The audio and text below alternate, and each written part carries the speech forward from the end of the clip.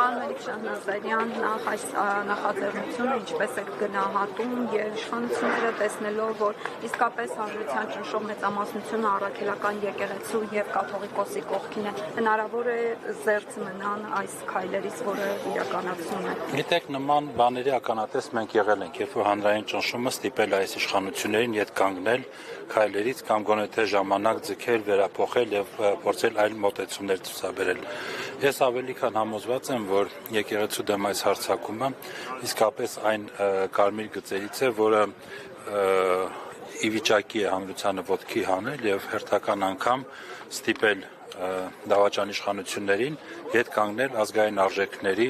մեր հավատքի, մեր եկեղեցու դեմ հարձակումներից։ Կարծում եմ, որ նույնիսկ այս պահը, մենք տեսանք, որ ընդամենը փոքրիկ կայծ Վանեցյանի կոչը եւ միանգամից բոլոր մարդիկ միացան, այսինքն երևում է, որ ժողովուրդը պատրաստ է կազմակերպելու խնդիր կա։ Լիահույս եմ, որ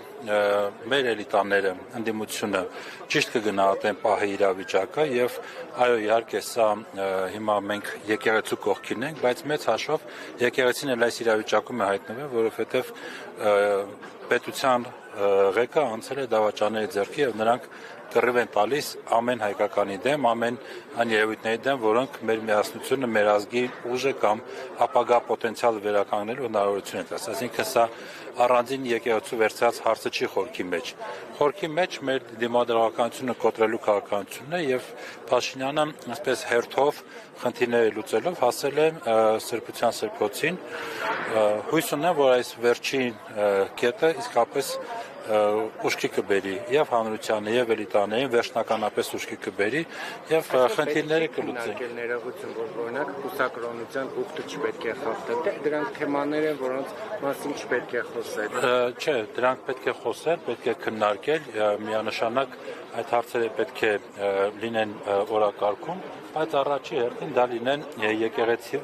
ներքին կանոնակարգեր օրակարգում։ Բոլորս հասկանում ենք, չէ՞, որ խնդիրը Փաշինյանի կուսակրոնությունը չի հոգևորականների։ Ինչ որ պատճառներ, առիթներ է հորինում եւ դրանցով փորձում է հարվածներ հասնել։ Այսինքն փնտրում է թույլ կետեր եւ հարվածներ է փորձում հասնել։ Հիմա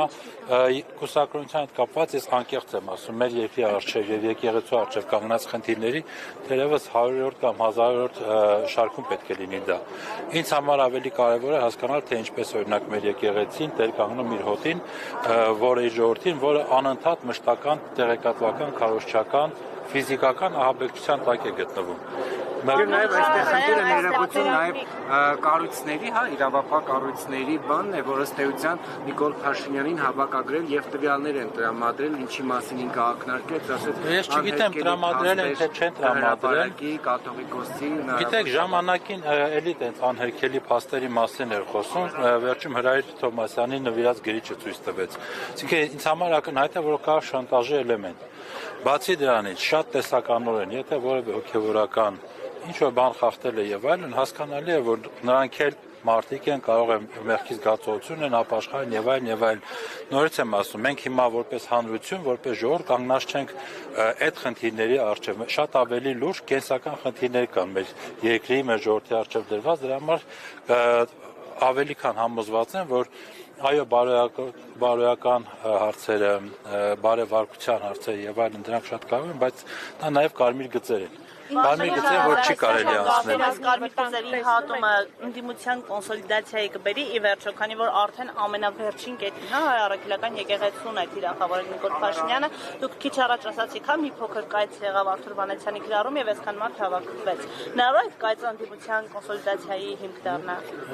Այո, հանրային պահանջ կա, ընդ որում դա վերաբերվում է ոչ միայն եկեղեցու դեմ Փաշինյանի այս հարձակումներով, դա պայմանավորված է նաև այն փաստով, որ ժողովուրդը հոգնել է լինել անընդհատ ստորադասված, ոտնահարված իրավունքներով, ստորացված թշնամիների կողմից։ Մարդիկ ի վերջո հասկանում են, չէ՞, տեսնում են ինչ է տեղի ունենում։ Հնչում է ինչ-որ սիգնալ Ադրբեջանից կամ Թուրքիայից, հաջորդ օրը բառից բուն իմաստով դա վերցվում է այստեղ իշխանությունների կողմից եւ սկսում է զարգացնել գրոհներ տարվել այդ ուղղությամբ։ Այսինքն մեկ պատահականություն, երկու պատահականություն, բայց ի վերջո արդեն բարձ է որ կա ձեռագիր։ Այսինքն մենք տեսնում ենք հետևողականություն այս ամենի մեջ եւ ժողովուրդը այդ ստորացված վիճակից իսկապես չի կարողանում այդպես շարունակել ապրել։ Բավական է դուրս գա փողոցներ եւ տեսնել, այո, կա հակակրանք տարբեր քաղաքական ուժերի նկատմամբ, ընդդիմության նկատմամբ եւ այլն չենք թաքցնում դա, բայց նաեւ այս իրավիճակը, որ Ադրբեջանից եւ Թուրքիայից է մեզ վարկագիծ թելադրվում, սահմանադրություն փոխել, չգիտեմ, այսպես կոչված սահմանազատման գործընթաց իրականացնել, եկեղեցու դեմ հարձակվել, քրթական ծրագրեր փոխել եւ այլն եւ այլն եւ այլն։ Այս ամեն ինչը ի վերջո բերում է նա մարդիկ հասկանում են, որ կառավարվում են Ալիևի եւ Էրդողանի կողմից եւ դա վիրավորական է դառնում նույնիսկ նրանց համար, ովքեր անկեղծորեն հավատացել էին Փաշինյանի առաջարկներին, այսպես կոչված հեղաշրջման ու հեղաշրջում իհարկե գաղափարներին։ Պատերազմի վտանգ դուք տեսնում եք, քանի որ քիչ չեն նաև այն մարդիկ, ովքեր համակարծիք են Նիկոլ Փաշինյանի հետ, կիսվում են նրա գրառումներով, այո, պահանջում են, որ կուսակրոնության ուխտը խախտած հոգևորականները պետք է լքեն վեհարանը։ Չեմ տեսնում քաղաքացիական պատերազմի վտանգ, որովհետև տեսնում եմ, որ այո, Փաշինյանի կողմնակիցների ձայնը բարձր է, բայց հստակ տեսնում եմ տեխնոլոգիաների կիրառում։ Այսինքն բավական է գտնել 1-2 հոգի նման արտահայտություններ անողներին եւ բոլոր պետական քարոզչամեքենան լծվում է դրանց ձայնը բարձրացնելու եւ ցույց տալու իբրև թե նրանք մեծամասնություն են կազմում։ Իրականում այդ մեծամասնությունը չկա, եթե լիներ այդ երևույթը, վստահեցնում եմ, այս մարդիկ այստեղ չէին հավաքվի եւ հանրային տրամադրությունները միանշանակ ակնհայտ կլինեին։ Հիմա հանրային տրամադրությունները հակառակի մասին են խոսում եւ ես նորից ասում եմ, որ կա իրական հնարավորություն այս առիթը օգտագործելու քաղաքական դաշտում այս բան այլ առաջարկներ կան, միավորելու այդ բոլոր առաջարկները դարձնելու մեկ պոտենցիալ, եւ հարցին վերջնական լուծում տալու։ Ընդամենը մեկ բան է պետք, որ ընդդիմության առաջնորդները կարողանան մեկ անգամ մեկ սեղանի շուրջ հավաքվեն եւ այդ հարցերը քննարկեն։ Փաշինյանի թիմակիցները նշում են, որ հոգեվորականները զբաղվել են քաղաքականությամբ, հիմա նրանք են զբաղվում հոգևորականների ներքին, այսպես կոչված ներքին հարցերին։ Այս պնդումներին դուք ինչպես եք վերաբերում եւ այստեղ հիշեցնենք նաեւ Գարեգին II-ի այն խոսքը, որ ազգային հարցերին են իրենք խառնվել, ոչ թե քաղաքականությամբ։ Ես Երանի կտայի, եթե մեր եկեղեցին իսկապես զբաղվեր քաղաքականությամբ։ Ցավոք սրտի, ես ինքս շատ մեծ ներքին ամբոստություն կամ նույնիսկ դժգոհություն ունեմ այն հարցի հետ կապված, որ եկեղեցին մշտապես փորձել է իրեն դուրս դնել ներքաղաքական զարգացումներից, հղվելով բազում դարերի փորձառության վրա եւ այլն եւ այլն։ Մենք տեսանք սրբազան պայքար, ցավոք սրտի չտեսանք եկեղեցու լիարժեք մասնակցություն այդ ամենին, ըստ էության Բագրատ Սրբազանը միայնակ մնաց կամ շատ քիչ հոգևորականներ, շատ քիչ հոգևորականներ այդ պայքարի աջակիցը դարձան։ Մենք տեսանք բազում իրողություններ եւ ես ձեզ ասեմ, որ եկեղեցու թիրախավորումը հնարավոր է դարձել նաեւ այն պատճառով, որ շատ բաներ, այո, քրիստոնավայր, հայրաբար, բայց ամեն դեպքում ներվել է այս իշխանություններին։ Վերջի դրա օրինակը Մայրաթորի վերահոսման արարողությունն էր։ Մենք բոլորս տեսանք, որ եկեղեցին նորից այդ քայլը արեց։ Դրա համար ես չի ասի, թե եկեղեցին այսքան ժամանակ զբաղվել է ներքաղաքական պրոցեսներով, չի զբաղվել, հիմա էլ ըստ երևույթի նման ցանկություն չունի, բայց մի կարևոր փոփոխություն այնուամենայնիվ պետք է մենք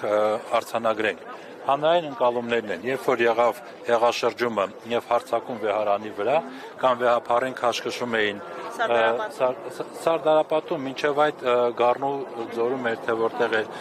այո, ճանապարհը փակվել էր, այն ժամանակ մեր ժողովուրդը չէր պայքարում իր արժեքների համար։ Ինքը տարված էր այլ գաղափարներով, խաբված էր այս իշխանությունների կողմից։ Այսօր այդքանը դեռ չկա, բայց դրա ակնարկները կան եւ մենք տեսնում ենք, որ հանրությունը ոտքի է կանգնել։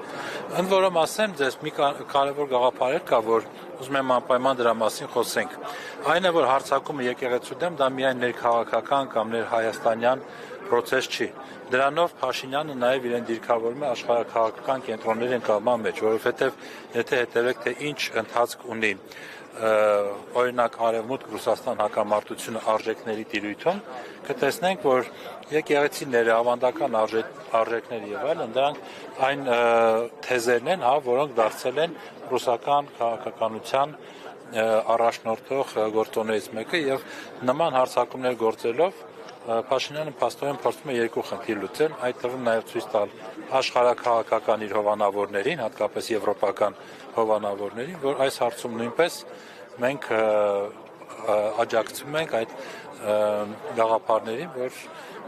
ամեն արժեքավորը, ամեն ինստիտուցիոնալը, պատմական եւ այլն, դրանք այսօր մղվում են երկրորդ պլան եւ Փաշինյանն նաև այդ ծառայությունն է մատուցում։ Գերագույն հոգևոր ժողովից հետո Մայրաթորի տարածած հաղորդագրությունը ըստ ձեզ որքանով է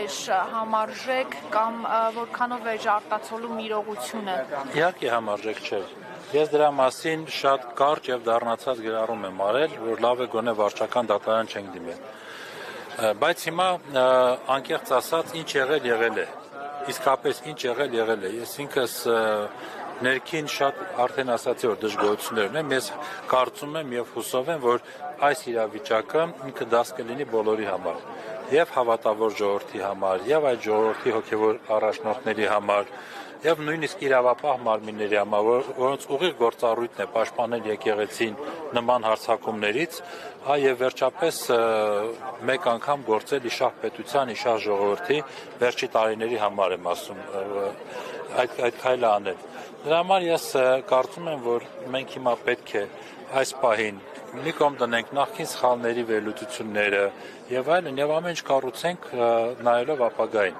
Այսօր ես այստեղ եմ, ես եկել եմ որպեսզի թե վեհապար հայրապետը, թե հոգեվոր դասը եւ թե ժողովուրդը տեսնի, որ պատրաստ ենք պայքարի, պատրաստ ենք մինչև վերջ կանգնելու մեր եկեղեցու, մեր հոգեվոր առաջնորդների կողքին եւ թույլ չտալու, որպեսզի այդ վերջին այսպես ասած մեր հանգրվանը, մեր ինքնության կամ ապագայի հենքված այդ վերջին հանգրվանը ինքը կայուն մնա, ապագայում հույս ներշնչելով, հույս տալով վերականգնվելու։ Շնորհակալություն։